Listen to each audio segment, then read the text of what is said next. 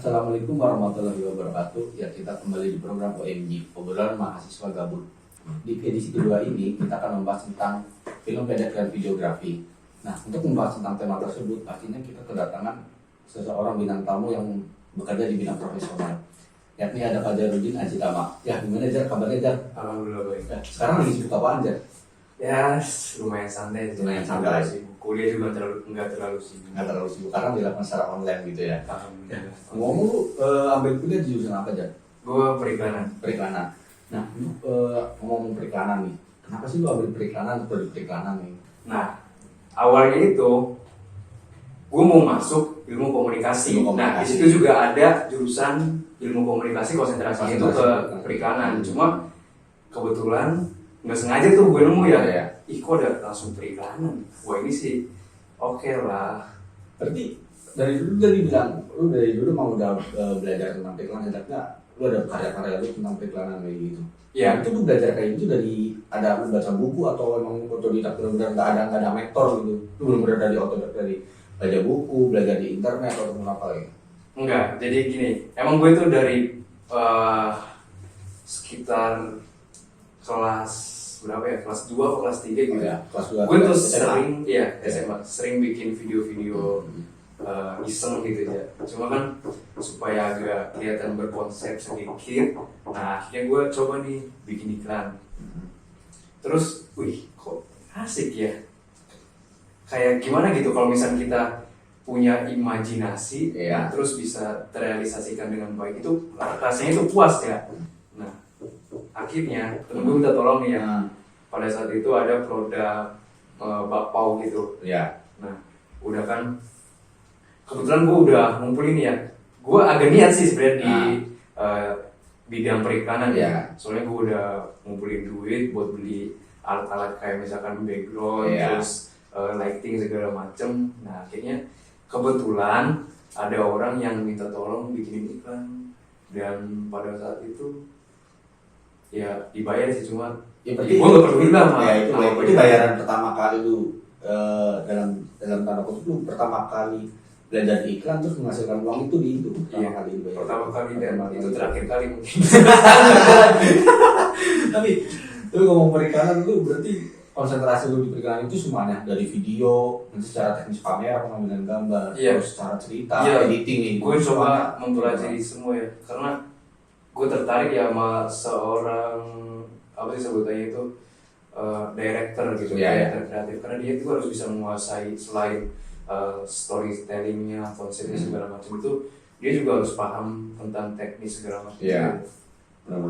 Jadi ya gue masih terus belajar sih. Tapi awal-awal nih, karena pasti awal pasti ada kendala dong. Kendala apa sih lu pas awal-awal membuat iklan tersebut?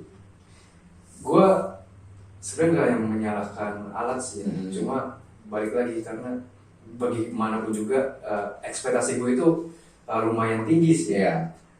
Dan mungkin itu nggak kebantu sama alat-alat yang gue punya. Nah, ya jadi kayak misalkan gini, gue butuh background yang lumayan lebar gitu, tapi gue nggak punya alatnya. Ya, itu juga jadi salah satu kendala sih. Jadi gue stuck di situ. Berarti lu waktu SMA itu udah belajar tentang dunia videografi khususnya untuk periklanan gitu? Enggak juga. Gue belajar iklan itu pas sebelum masuk kuliah sih. Sebelum ke kuliah lah pokoknya. Itu gue udah mulai coba ini ya, mempelajari gimana sih cara bikin iklan gitu. Cuma terus ngomong ini, karena di iklan itu kan ada proses editing untuk video utamanya, video iklan editing. Dan editing tuh gue yang udah semester 5 kuliah juga ngerasain berat karena nggak gampang gitu, nggak gampang banget yang dibayangin. Lu gimana sih caranya belajar? Gue liat tuh di karya-karya lu di Instagram lu kayak gitu keren-keren abis sih. Itu gimana sih cara lu? Maksudnya kok bisa sih lu belajar kayak gitu? Ya gue sih itu juga karena ini ya, waktu juga kan gue belajar mulai bikin itu kan sekitar udah hampir 4 tahunan. 4 tahunan. Ya gue terus improvisasi terus sampai akhirnya sekarang mungkin sedikit bisa lebih baik lah. Berarti artinya sesuatu yang emang lu ingin belajar itu ya lu harus belajar terus gitu, nggak bisa misalnya kayak hari tahun ini lu belajar terus tahun depan lu belajar lagi. Setiap gitu. gua ngelakuin sesuatu itu pasti ada ini ya pokoknya Ada pelajaran baru. Iya, perbaikan gitu. Ya gua bakalan terus ulangi.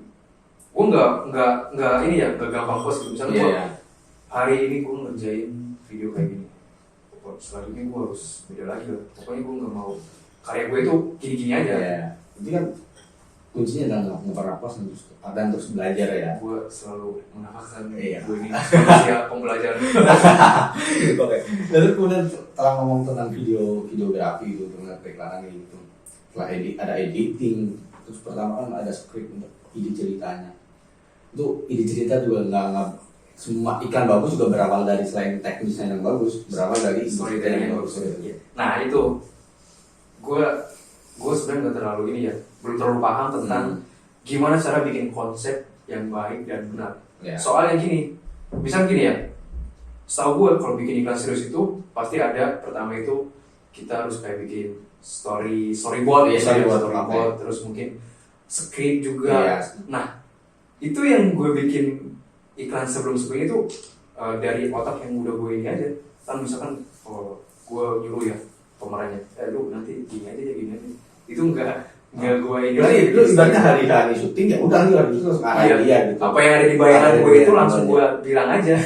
Tapi itu bukan sesuatu yang baik sih. Soalnya akan lebih baik lagi kalau misalkan lu bikin storyboard. Karena otak itu nggak bisa ingat semuanya, pasti lupa. Dan gue selalu menyesali ketika pada saat proses editing itu kayaknya gila, kayaknya scene ini kurang nih, mau ngambil lagi kan butuh waktu lagi. Sedangkan gue juga waktunya terbatas karena gue juga kerja kan. Itu yang gue sesali sih. Ya gue nyoba belajar aja, nanti mungkin kedepannya konsepin dulu yang mateng, terus baru eksekusi. Ya terakhir ya udah finishingnya itu tinggal finishing aja, gak usah ribet ngurusin apa yang kurang gitu, tinggal enak edit aja. Ngomongin lu tentang dari dunia kerja gitu, kan lu bilang tadi sembari kerja kan sekarang waktunya banyak. Lu mau kerja di dunia apa aja saat ini? Ya, gue sih tetap ya kerja di bidang industri kreatif. Cuma di bagian kayak jasa dokumentasi wedding itu, videographer wedding. Nah, lu berarti masuk ke dunia itu tahun berapa? Maksudnya umur berapa lu masuk ke dunia itu? Dari gue kelas 2 SMA. Lu 2 SMA benar-benar dari SMA itu lu udah. Tapi itu gue nggak langsung jadi videographer, gue jadi kru dulu kayak pegangin gulungin kabel gitu. Iya, terus masang lampu gitu ya, sembari belajar sih. Ada kesempatan juga kan dari. Ya lu berarti benar mulai dari awal dulu lah ya. Kan ibaratnya kayak roda itu terus berputar, aku udah berputar ke atas. Terus habis itu balik lagi. Jadi kan ada ngomong hidup itu nggak selalu di bawah gitu, kadang di bawah, kadang di bawahnya lagi. Dia ngomong lu SMA itu udah udah belajar tentang video udah belajar ke dunia videographer wedding meskipun masih di bawah di kru, bukan yang langsung di depan di belakang kamera dan lain-lainnya. Tapi lu di situ berarti sembari gulung kabel lu sembari belajar.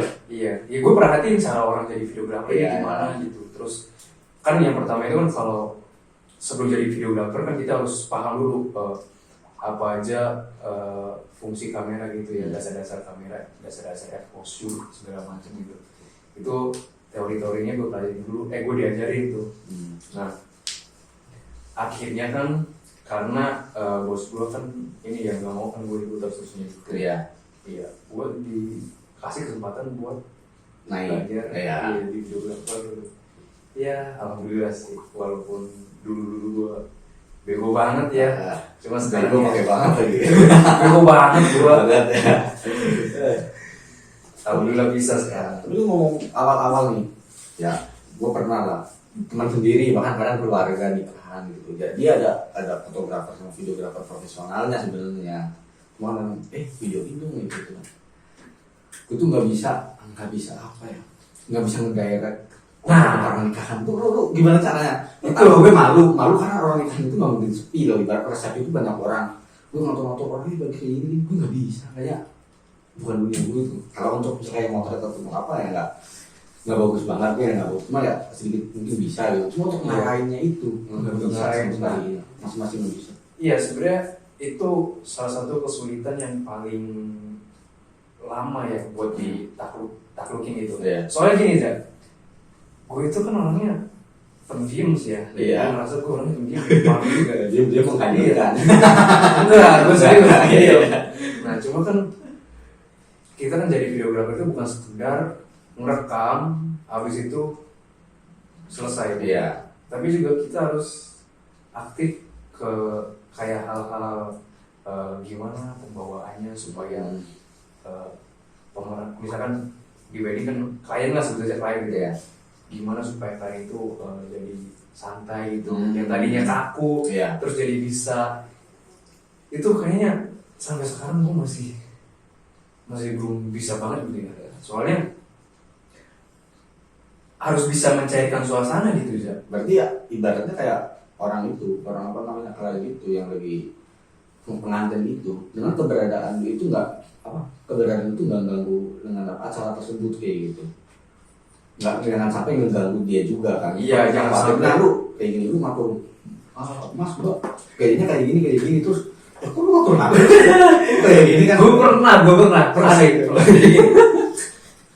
Waktu itu ada weddingan di rumahnya. Ya. Gue lebih sering ngatur yang ceweknya ya. Iya. Setahu gue sih emang seharusnya gitu, cewek itu lebih baik di shoot. Karena kan keindahan. Emang iya sih. Cowok sih lebih simpel aja. Cewek itu kan banyak yang ditamainin gitu ya. Iya. Nah di situ mungkin si cowok itu kayak rasa kok gue enggak di shoot ya. Kenapa istri gue doang yang di shoot? Jadi gue gini, gue kan lebih sering main di weddingan ini ya. Orang Chinese gitu ya. Cici guys, nanti Cici ngeliat ke bawah terus saya itu 1, 2, 3 Cici ngeliat ke saya. Nah, udah kan gitu. Udah kan. Terus gue minta si cowoknya itu geser ya, karena dia in frame gitu ya. Sorry bro, geser ya. Udah kan. Terus akhirnya gini, pada saat gue apa gitu ngedirect, nanti gue kejanjiin nih 3 kali lagi sih ya. 3 kali lagi tuh. Bener kan gue ini ngedirect 3 kali lagi. Cuma gue butuh 1 kali lagi karena gue ngerasa kurang gitu. 1 kali lagi sih yuk. Oke, selesai kan ya, anggap aja selesai lah. Nah sekarang gue bilang nih ke cowoknya ayo sekarang giliran kok. Dia berdiri kan dia bilang gini, udah nggak usah, gitu kan gue di depan orang-orang yang enggak, gila. Dia cemburu loh, dia nggak suka terlalu banyak ngerekam istrinya. Dia juga pengen gitu. Tapi itu belajar dari gue langsung down. Malu banget gue, kan gue di sini ya, gue berharap lagi. Soalnya tuh orang lagi pada ngeliatin gitu. Namanya pelaminan di rumah kan terbuka ya buat siapapun. Tetangga itu pada lihat. Lu yang lu lakuin apa itu ketika itu? Lu langsung bilang maaf gitu Gue langsung bilang, oh ya udah kok. Langsung gue cabut. Gue langsung pura-pura ngerekam yang lain. Gue juga udah salting. Tapi lu belajar dari kejadian tersebut dong. Emang gue harus atau ada kedekatan antara lu dan klien tersebut gitu. Iya, gue masih harus tahu sih ya karakter klien itu seperti apa. Kalau misalnya kita nggak tahu ya itu bahayanya. Iya. Jadi klien itu kayak ngerasa kita ini kerjanya nggak bikin dia nyaman. Iya. Nah, ngomong tentang kayak klien narasumber kayak gitu, gue juga pernah dulu waktu SMA tuh bikin film dokumenter. Dokumenter dia sama, kita mesti riset dulu agar kedatangan kita atau nanti pas lagi syuting itu ada kamera itu dia udah mengganggu gitu. Nah kebetulan itu tentang syuting tentang sebuah kesenian tradisional yang itu hampir punah di daerah Putih di Purbalingga itu. Nah itu narasumber itu sesepuh udah berumur. Seminggu tuh saya kesana terus gitu, pulang sekolah kesana terus akrab gitu lah, kenal lama dan lain-lain gitu. Seminggunya lagi gue UTS. Nah setelah UTS gue kesana lagi, udah riset tuh, udah panjang nih gitu nanya, udah akrab tuh. Pas kesana nenek nanya, mas ini siapa ya? Lupa dia lupa. Gue udah seminggu sana riset tentang dia. Gak udah mulai lagi dari awal menggali lagi satu-satu. Emang banyak kendala macam-macam ya. Nah itu sih dari kalau dari film ya, kemudian dunia wedding itu kan langsung ya. hari itu juga gitu kayak gitu. Tapi lu kalau video wedding itu ada ini nggak sih? Ada video kayak, gue mau lihat tempatnya dulu nih. Enggak. Itu enggak berlaku sih ya kalau di wedding wedding reception ya. Kecuali pre-wed. Kalau pre-wed itu biasanya kita harus namanya itu reki ya. Bahasa itu reki atau survei gitu, survei tempat harus tahu gitu. Karena pre-wed itu bisa dikonsepin ya. Kalau wedding kan kita yang bisa konsepin, cuma untuk di kayak misalkan di hotelnya mailing di mana gitu ya. Tapi kalau misalkan udah di pelaminannya itu ya udah ngikutin acaranya aja. Berarti kayak lebih ke video wedding itu berarti kayak dokumentasi aja gitu. Dokumentasi ya, yang lebih ya ada ceritanya juga gitu ya, cerita. Nah, ngomong tentang betul nggak ada survei, tapi biasanya kalau video wedding itu klien ada permintaan semua ya, mas Fajar nih buatin videonya yang kayak gini dong, yang ngerinya kayak gini, nanti aku buatin yang ngerinya kayak gini, gaya gue kayak gini. Ya mereka udah nurut aja lah, gue udah percaya aja sih, cuma kan nggak langsung ngomong ke gue karena gue kan klien ngomongnya ke ini yang atasan lu. Iya, ke atasan gue. Baru atasan gue ngasih instruksi harus kayak gini. Ya udah gue pelajarin. Berarti kalau ngomongin wedding itu kerjaan ya, semua kerjaan harus disiplin gitu. Cuma kalau untuk sebuah momen itu, pernikahan kan nggak mungkin misalnya pernikahannya ditunda sejam dulu ya karena tukang videografernya belum datang. Kan jangan sampai kan nggak mungkin kan. Nih nggak lucu dong. Kemarin aja gini, malah dia yang tiba-tiba ditunda acaranya. Jadi kemarin itu gue ada weddingnya. Nah di jadwalnya itu harusnya jam 8 apa jam 7 gitu. Kalau nggak salah jam 7 itu harus udah mulai. Jam 7 pagi. Iya, acara udah mulai. Gue datang jam pesawat itu jam 7:30 karena waktu setengah jam itu buat bisa lah buat ini prepare udah kan. Akhirnya acaranya jadi ini mundur gara-gara ada apa gitu yang ketinggalan. 2 jam Zak. 2 jam. 2 jam. Tapi yang penting sih jangan sampai videografer itu jangan sampai ketinggalan telat kan ya. Karena ya dulu bikin film ya gue lebih banyak film dokumenter.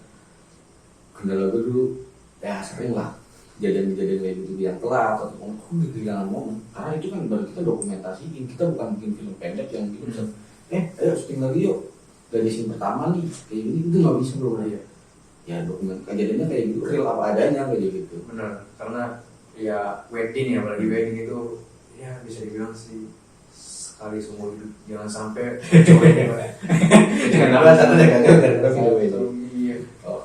Ya jarak, gue mau ini pertanyaan tentang kayak Pak ya, kehidupan di video wedding itu, videografi wedding itu yang lu suka di itu tuh apa gitu? Mungkin kalau private lu bisa jalan-jalan ya, jalan-jalan gratis gitu. Iya itu udah pasti sih.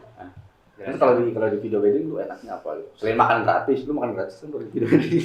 Enaknya ya, enaknya itu kalau misalkan dapetin kliennya yang cantik.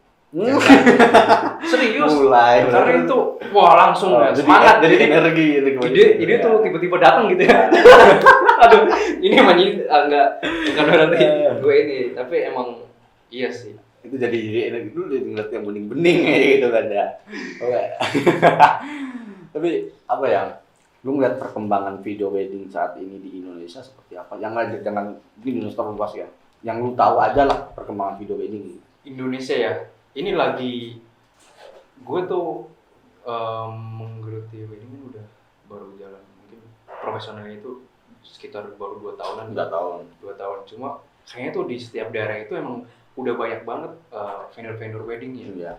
Karena gini, ada yang punya kamera, terus punya alat-alat lainnya itu mereka tuh udah bisa bikin vendor sendiri gitu, walaupun punya alat segitu. Jadi ya udah bertebaran di mana-mana sih, di kampung-kampung juga udah banyak. Berarti ekonomi kreatif ini udah bukan hanya di kota-kota besar gitu. Iya. Ibaratnya di kota-kota kecil pun seorang kalau lu mau belajar, lu ada alat, bisa gitu kan. Iya, iya. Gue sih yakin menjamin banget ya di industri wedding ini karena kan nggak ada habisnya orang nikah itu Iya. akan terus Ya, kalau ada orang nikah Iya. terus kan ya. Dan walaupun banyak saingan juga pasti adalah kebagian mah. Iya ya. 1-2. Tapi yang penting mah ya itu saingan itu nggak, ya namanya sebuah ekosistem gitu kan. Iya. Ibaratnya nggak bisa lu monopoli sendiri dong. nggak bisa. Lu ibaratnya Indonesia Lu nih, Zak. sendiri. Bisa lu punya kamera, lu bisa dapetin klien. Klien Iya. pertamanya itu tau nggak dari mana? Dari temen lu sendiri. Iya. Biasanya Ngomongin temen gitu. nih, ngomongin temen ya. Gue nanya. Nih satu hari gue pengen pre-wedding. Iya. Ya gue mau nikah dong, nggak mungkin nggak mau nikah gitu. Gue pengen pre-wedding dan nikah. Berapa sih harganya? Harga Berapa temen, nih? harga temen. Aduh, Harga temen. mampus gue kalau ada kasih harga temen. Gue tuh paling bingung ya kalau disuruh jawab. Tapi Lu temen lu Jar, lu gimana sih masuk gue disamain sama orang-orang lain? Bingung gue asli itu. Ayo udah, ya itu bercandaan dong di harga temen. Apa Ya ideal pastilah gue ada pembedanya lah. Ya. Klien orang lain sama klien temen Ini sendiri. bener kan? Pasti. Bukan Beda. harga temen ya, tapi idealnya itu harga teman. Karena kalau ya kita dimulai dari teman-teman kita sendiri. Hargai temen, lu juga hargai gue dong. Ya lu mulai dari apa ruang lingkup teman-teman lu dulu dong. Ruang lingkup Iya. teman-teman lu. Misal nih gue mau wedding nih, lu yang bikin karyanya, bikin video wedding, pre-wedding kayak gitu fotonya. Habis itu kan gue akan publish kan tadi sosial media, tadi Benar. mana. Itu kan akan Secara jadi nggak langsung value itu bakalan sendiri, jadi gitu. apa sih promosi ya. Iya. Karena kalau untuk awal-awal itu sebenarnya itu apa sih simbiosis mutualisme. Lo bisa dapetin dari apa yang gue bikin, Iya. terus juga gue bisa dapetin dari apa yang gue bikin. Iya. Sebenarnya juga bener sih apa yang lo omongin dulu. Iya maksudnya ya jadi portfolio gitu ya. Iya. Bener apa yang diomongin dulu benar. Kemarin kan gue terakhir dapat ya teman-teman wisuda gitu, dia bilang fotoin gue dong, karena kan musim pandemi kayak gini wisuda online nggak mungkin ada stand untuk foto studio kayak gitu Iya. di tempat wisuda gitu. Dia bilang teman-teman dia yang waktu itu bareng wisuda kayak gitu, tuh dia bilang nanti kalau gue tunangan temen lu dia suruh motret gitu. Udah langsung ini Kan ya. kan berarti Booking gitu. ya ternyata kok Iya. efek-efeknya segede Efek. itu gitu. Ibarat Iya, gue pikir bener. ya udah sekali aja itu selesai gitu. Lu kalau misalnya udah jebolin nih ya satu temen lu dan temen lu Jebolin. tuh, iya maksudnya udah goals lah Iya. ya dari satu temen lu itu dan temen lu itu puas, itu bakalan jadi rekomendasi sih. Dari Iya. gua jadi rekomendasi ya. Bener.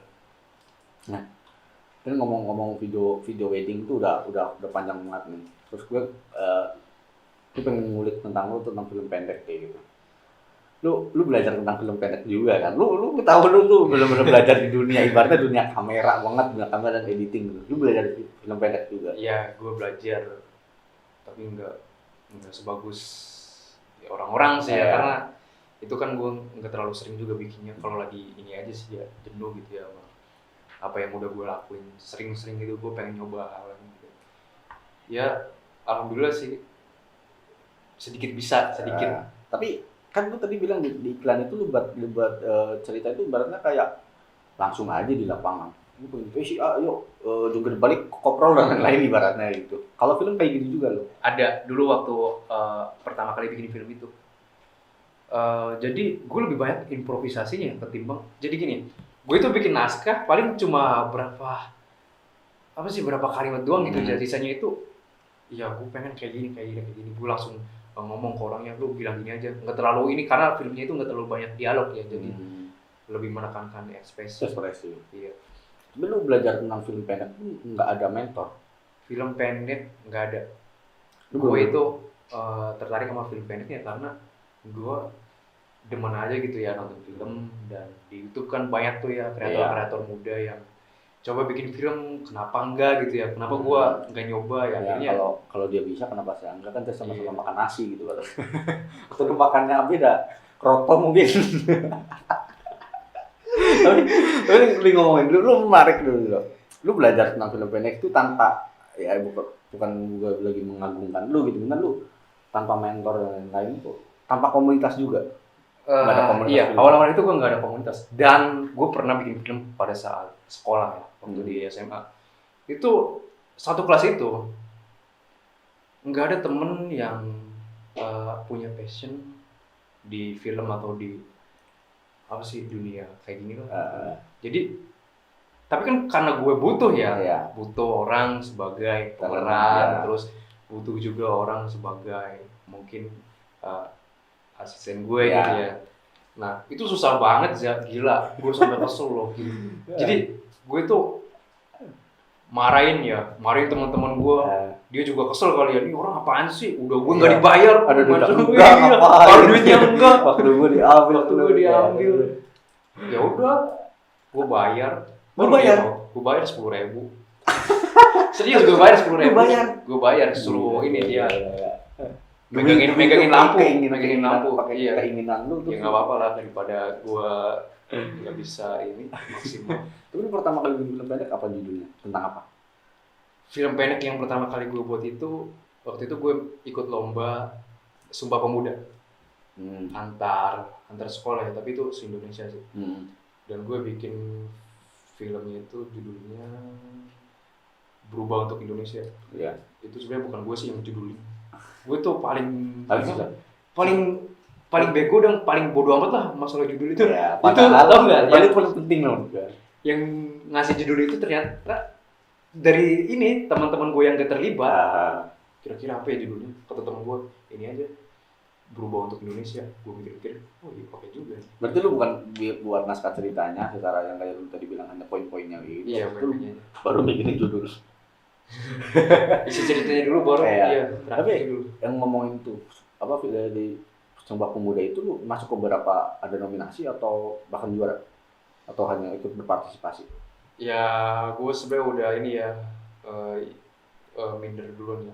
Karena itu kan se-Indonesia, gue pikir waduh ini mas sayangnya berat. Ya, berat. Dan pas pengumuman, gue nggak nyangka tiba-tiba juara. Nggak nyangka juara ini, juara 2. Juara 2? Juara 2. Mantap. Itu tapi berarti lu juara 2 itu lu menghasilkan duit dong dari situ? Atau hanya apresiasi dulu apa gitu? Iya. Waktu itu hadiahnya tuh ada duit, terus ada piala juga. Piala perundut. Akhirnya lu bagi-bagi ke teman-teman lu juga ya? Iya. Tadi dibayar 10.000. Gue sampai nombokin karena melibatkan banyak orang. Iya. Jadi teman-teman yang lagi pada upacara itu gue suruh semua. Jadi pas menang itu teman-teman di kelas gue itu udah ayo ikut gue menang nih, kita makan-makan party ya. Sampai gue nombokin gara-gara satu orang. Tapi itu juga menjadi candu lu untuk buat film lagi. Iya, tahun kemarin tuh gue bikin. Berarti lu total berapa film selama film pendek? Ada baru 4 sih. Baru 4. Dan pencapaian tertinggi lu di mana? Pencapaian tertinggi, mungkin gue agak sedikit kasih apresiasi ya di film yang terakhir gue bikin itu yang kemarin baru juara juga. Juara pertama sih alhamdulillah kemarin di ini festival film Parung Panjang. Itu juga sama Sumpah Pemuda. Sumpah Pemuda juga. Itu lu dapat juara 1. Juara 1. Itu fiksi juga. Fiksi. Iya, jadi itu kebetulan gue bikinnya sama bos gue. Kan disponsori gitu. Dikasih alat-alat. Ya alatnya juga bagus-bagus ya. Wajar lah film. Iya, jadi lu makin semangat kan ya. Iya. Cuma gue gak terlalu puas juga sih sama ide cerita gue. Kayaknya itu udah biasa banget. Tapi lu ide cerita tuh lu nyeselnya itu di awal atau pas setelah lu lagi ngedit nih? Lu edit sendiri juga? Edit. Lu pas lagi ngedit harusnya ini lebih bagus nih. Iya. Iya, gue sedikit puas di ini ya teknis gitu. Tapi ceritanya itu kayak garing gitu ya. Jadi cuma orang dengan keadaan terpuruk langsung berubah, udah gitu doang. Itu udah kebanyakan film kayak gitu, dari yang biasa-biasa aja langsung berubah. Gue cuma pengen bikin film itu yang ya bikin lu mikir lah. Tapi dengan lu nyesel itu kan film itu juara 1 lu sebenarnya. Berarti itu film bukan main-main menurut gue pribadi sih. Ya standar orang beda-beda sih. Iya, mungkin gue standarnya terlalu tinggi kali ya. Tapi jadi gue nggak standar tinggi. Lu kan terakhir bilang itu di festival Parung Panjang yang Sumpah Pemuda itu lu menang kan. Nah, lu bangga nggak sih ini lu bikin film terus lu menang gitu, diapresiasiin oleh sebuah festival? Ya meskipun lu tadi bilang lu ada nyesal karena gua harus bisa lebih bagus nih dari ini gitu. Itu ya poin plus aja sih ya menang itu. karena gue lebih bangga itu kalau misalkan gue bisa nilai film gue ini emang beneran berkualitas lah, bikin gue puas gitu. Di situ aja sih gue lebih ini senengnya. Tapi lu ada target nggak untuk ke depan nih? Kan lu tadi bilang belum puas gitu. Lu ada target nggak untuk ke depan kayak bikin festival apa, mungkin festival film Indonesia untuk menjabat gelar film fiksi pendek ataupun apa? Iya, ya pengen sih ya. Cuma kan balik lagi ya, gue nggak mungkin harus ini ya terjun sebagai orang yang apa sih leadernya gitu. Iya. Nah, gue ini sebenarnya pengen ikut ya sama komunitas-komunitas film gitu aja supaya gue juga bisa belajar sama mereka. Karena selama ini ketika gue bikin film itu ya itu berdasarkan dari apa yang gue tahu doang. Iya. Dan gue tahu itu dari apa sih, paling dari YouTube, terus dari teman-teman gue yang mungkin juga sama kayak gue baru belajar film. Nah, gue pengen terjun ada di lingkungan orang-orang yang emang udah profesional banget gitu bikin film. Tapi lu ngomongin bintang komunitas, sebenarnya di Indonesia sendiri untuk film itu emang berawal itu dari komunitas-komunitas sendiri. Iya benar. Karena gue pribadi, gue juga dulu buat film pendek waktu SMA kan. Oh lu pernah juga ya? Ya sedikit lah. Yang penting lebih bagus dulu sih gitu. Nggak mungkin. Cuma ya emang benar kita berawal dari komunitas. Kalau gue tuh di bawah naungan CLC Purbalingga. CLC itu Cinema Lover Community Purbalingga. Ini tuh di bawah jaringan kerja film Banyumas CKFB Banyumas. Itu meliputi Cilacap ada Sangkan Parang, terus ada dari mana tuh dari wilayah Banyumas itu, tapi di bawah itu ada komunitasnya lagi gitu di Purbalingga dan lain-lainnya. Gue juga belajarnya dari situ. Awal mula gue belajar dari itu karena ikut ekstrakurikuler sebenarnya. Oh berarti lu waktu itu bikin film itu emang bener-bener ini banget ya? Maksudnya semuanya itu dipersiapkan bener-bener. Ya sebenarnya niat banget lah gitu. Ya, karena keuntungannya kan gue ada leader, ibaratnya ada komunitas ini yang dia tiap hari mau belajar tentang film gitu. Jadinya ya untuk misal kayak alat, untuk teknis dan lain-lain itu udah ada mentornya. Iya masing-masing. Untuk cerita dan lain-lainnya pun udah. Itu waktu itu bikin film buat apa? Dulu sebenarnya kalau di SMA gue, di SMA Negeri 1 Rembang Purbalingga itu buat film itu karena emang ada festival. Kita itu festival apa? Ikutin festival itu, Festival Film Purbalingga namanya. Festival Film Purbalingga itu dimulai dari tahun 2006 sekarang 2021 berarti tahun ini berarti ke-15 edisi ke-15. Dan itu merupakan sebuah festival film yang terlama.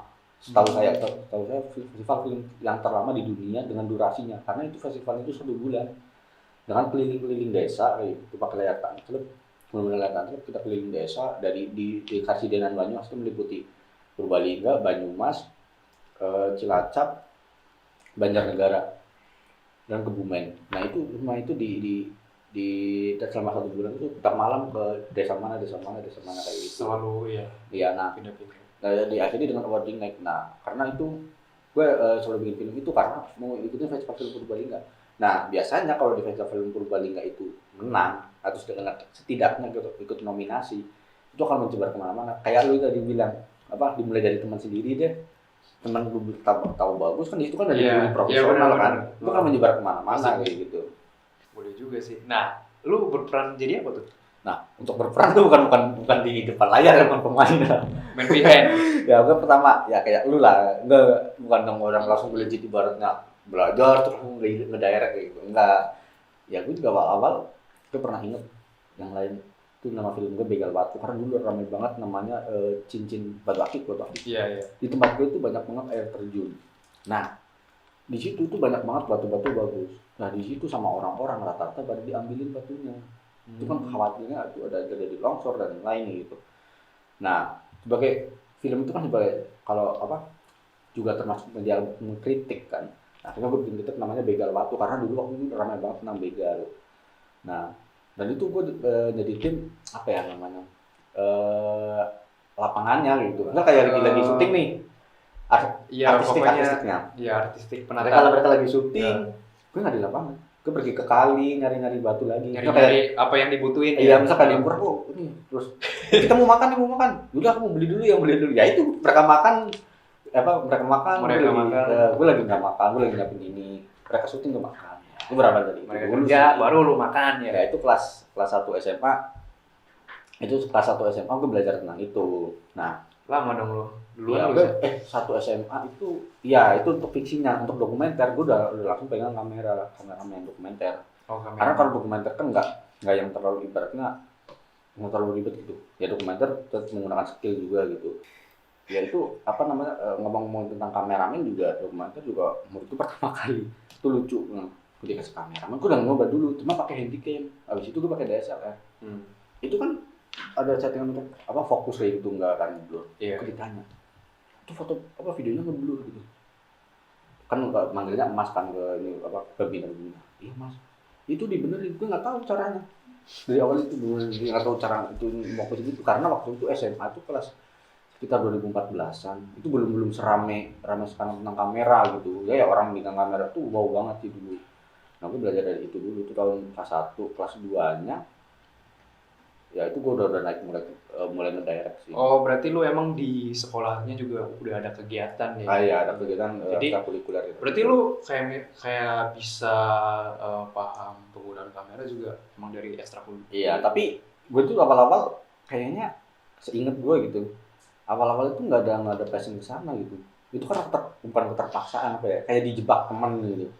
Kan awal-awal gue tuh ekstrakurikuler ada sinematografi, tapi gue nggak mikir apa sih gitu kan. Nah akhirnya gue milihin karena bingung mau ikut apa, gue milih ikutnya ekstrakurikuler rohis. Iya. Ngaji. Dan itu gue nggak masuk sama sekali. Gue belum masuk sama sekali. Terus sama temen gue bilang, besok minggu sama temen OSIS nih, dia ketua OSIS kan udah OSIS juga. Terus bilang, minggu lu ada acara nggak? Enggak masuk gitu kan. Udah besok ikut gue aja ya, ikut aku ya ke Purbalingga gitu, ke Hotel Kencana namanya, ada acara di situ, pasti seneng kok. Ya udah ikut, tapi ikut ke sana aja kali.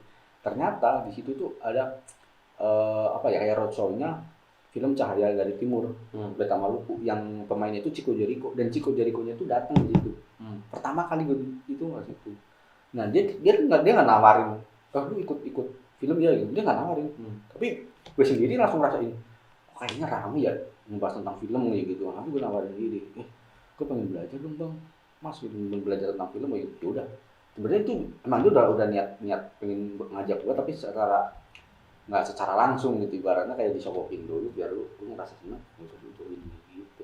Pas awal kelas 1 tuh gue awal mulai film gitu. Makanya bener-bener nggak ada skill sama sekali tentang kamera, tentang apa lagi, tentang ide cerita, tentang editing sama sekali. Ya tapi lu udah bisa dapetin lah pengalamannya jadi kameramen sama penata artistik ya.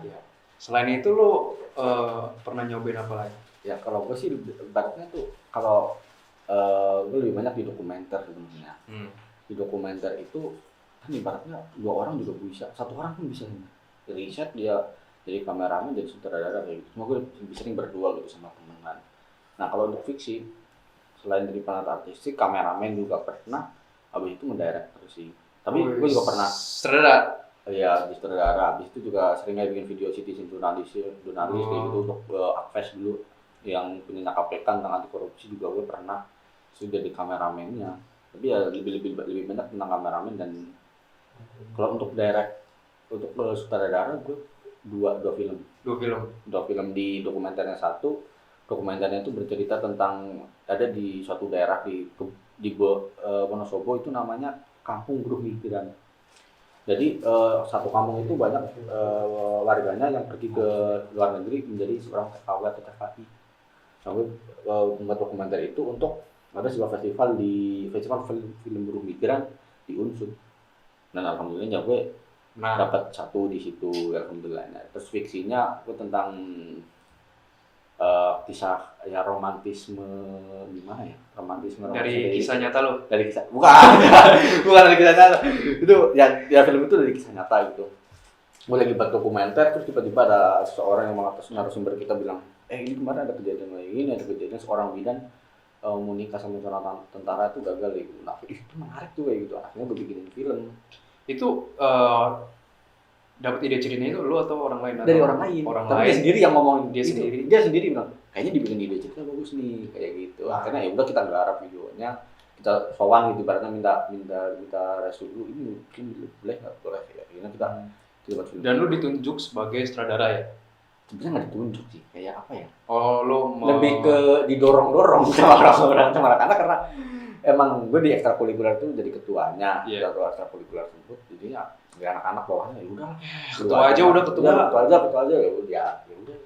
Awalnya juga Ya itu sutradara pertama yang itu gue film itu dua orang talentnya, benar-benar dua, nggak kita nggak pakai banyak orang, tapi itu kuat karakternya. Ya kebetulan satu tuh yang cewek yang jadi bintang itu temen gue, yang cowok yang jadi tentara itu bukan teman.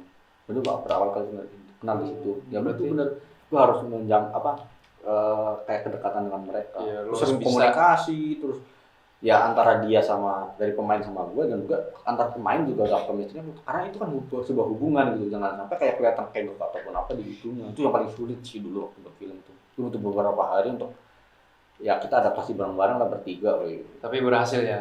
Ya, Berhasil dan berhasil lah. Itu film buat apa sih? Buat film ya sama untuk festival film Purbalingga, tapi karena ya itu balik lagi festival film Purbalingga itu untuk kayak batu loncatan untuk festival yang lain. Oh iya sebagai awal ya, dari awal ini ya. Iya terus di festival film Purbalingga gue langsung ke mana ya lupanya itu kayak enggak, gue dapat undangan di sini Kineforum itu di IKJ. Ada screening film gitu, gue nonton di situ, terus gue ketemu ada namanya orang film, dia dosen di UMN juga, namanya Balulu Ratna. Dia bilang, kayaknya film kamu nih ini loh lolos ke nominasi di AFI itu, apresiasi film Indonesia gitu di Manado. Serius mbak? Iya bulan Oktober 2016 tuh dia bilang kayak gitu. Nanti kita ketemu di sana. Ya dan gue nggak nanggepin kayaknya perasaan. Itu kayak nggak tahu juga, aku juga belum tahu banget. Tiba-tiba gue dapat notif.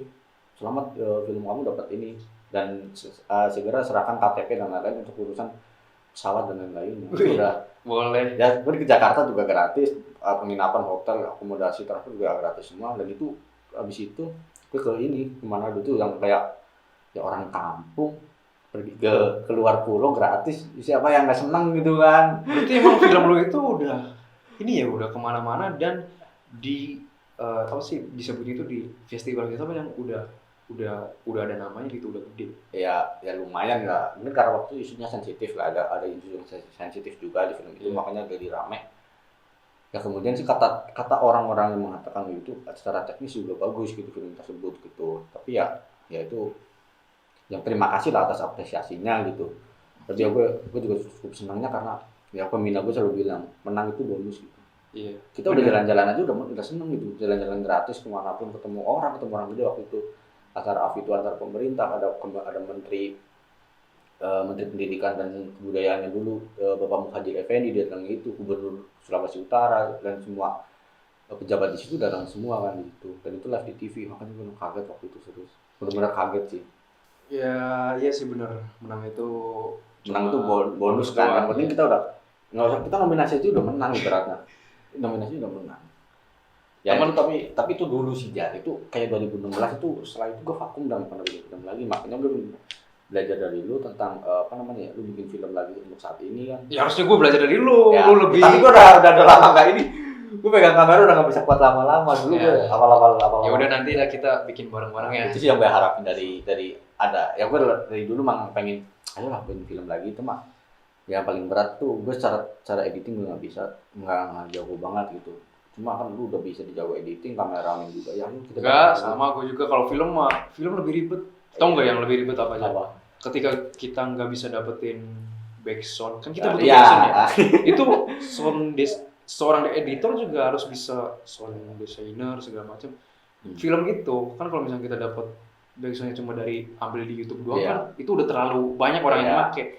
Sedangkan kalau misalkan pengen dapetin backsound yang jarang dipakai orang, pilihannya ada dua, bikin sendiri sama beli. Udah. Nah dua-duanya gue belum bisa, sama beli itu nggak mau gue. Ya dulu gue permasalahannya di situ bener sih untuk backsound itu. Ada film-film tentang komedi kayak gitu terus koordinasi sama orang. Jadi katanya ini backsoundnya tuh gitar aja, tapi yang kayak musik-musikan Warkop DKI kayak gitu. Nah dan kita itu nggak ada orang di kompleks itu, nggak ada orang bisa sound designer. Akhirnya ya udah kita nyewa orang, ke teman kita sendiri lah, ibarat teman-teman di ruang di desa kayak gitu. Tapi emang seharusnya kalau misalkan bener-bener bikin filmnya itu buat kayak acara festival yang namanya udah besar ya. Itu editor video sama editor sound itu memang udah beda job desk-nya kan. Jadi editor video itu lebih konsen ke nyunting gambarnya, terus nambahin effect segala macam. Emang seharusnya begitu sih. Ya, ya harapannya sih dari obrolan ini gue sama lu juga, ya kita sama-sama belajar, ayo kita buat film bareng gitu. Ya gue juga belajar terus. Lu jangan berekspektasi tinggi lah karena gue karena udah beberapa tahun vakum di dunia itu, Iya. udah kayak ya lu bayangin lu misalnya ngedit tiap hari terus tiba-tiba lu vakum 5 tahun atau lu bakal kegok lagi, lu bakal kayak Iya, start lagi lu kayak gitu. Mesti ya kalau misalnya lagi iseng coba aja bikin film sendiri. Ya kadang-kadang gue pernah nulis juga waktu itu. Iya. Kadang nulisnya jelek kan gue hapus kayak gitu sih kadang. Ya kalau misalkan kita nanti ada waktu yang pas, kan kita juga satu kampus ini, Iya, satu. harus bisa lah bikin Kayak- karya bareng. Ya itu sih yang gue harapin dari kita, ya siapapun kayak gitu, ayo kita berkarya bersama-sama. Nggak ada karya yang jelek sih menurut gue. Iya. Nggak ada karya yang jelek kecuali kita nggak mau aja nggak mau buat gitu. Mungkin ada pesan-pesan lu nggak untuk di obrolan hati atau Gue tuh kalau mau bikin pesan-pesan kayaknya harus nyiapin deh. nyiapin nggak bisa nih. Gue nggak ada persiapan. Nggak bisa nyiapin lagu. Takutnya kata-kata mutiara gue dipermasalahkan bahaya. Iya. Ya udah, ini adalah sesi terakhir di OMG obrolan mahasiswa gabut ini tentang film pendek dan videografi. Next di edisi ketiga kita akan ada tema-tema yang lebih bagus lagi, dan kemudian jika ada yang ingin gue pengen dong di podcastin, ya udah datang aja di sini di Rumah Podcast Kreatif Edu, Jalan Cendana 1 nomor 26 Kota Baru, Pasar Kemis, Kabupaten Tangerang. Nah, udah kita akhiri aja sesi ini. Terima kasih Fajar. Udah ada omongan sama Fajar, kita ingin berkarya, nanti kalau ada berkarya kita akan publish juga bersama di channel YouTube Rumah Podcast Kreatif Edu. Jangan lupa, ini yang penting jangan lupa klik like dan subscribe ya akun ini ya, agar kita juga lebih sering membuat video-video podcast dan lainnya. Ya, terima kasih, sampai jumpa minggu depan. Thank you.